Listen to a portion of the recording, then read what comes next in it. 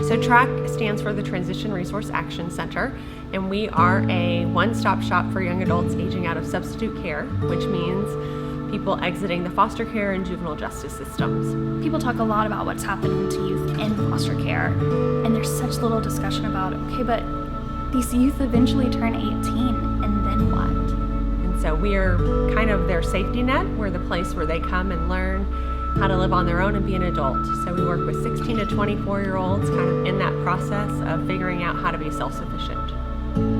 I was homeless for about a year or so. I was 18, and the family that I was with, I had aged out of, and they no longer could really take care of me. I was out of high school, didn't have a job. You get turned down at so many jobs just from saying, I don't have a place to stay, or 1818 Corsicana is my mailing address. That is the address for the homeless shelter. Every night in Dallas, there's 1,000 young adults on the streets.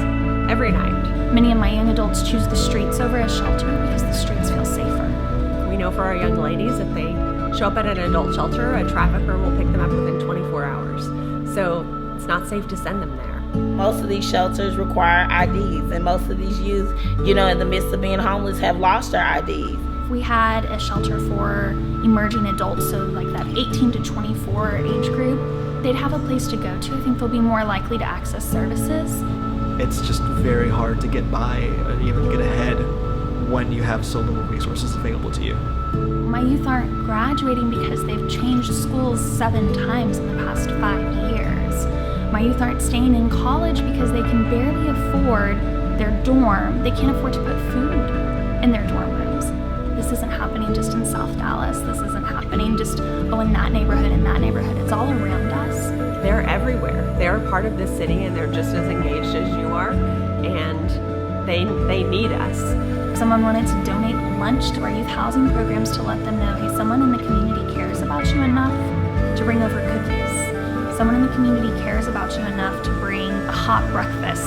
If everybody does a little something, it makes a greater impact versus everyone sitting back waiting for the next person to do it and no one does anything.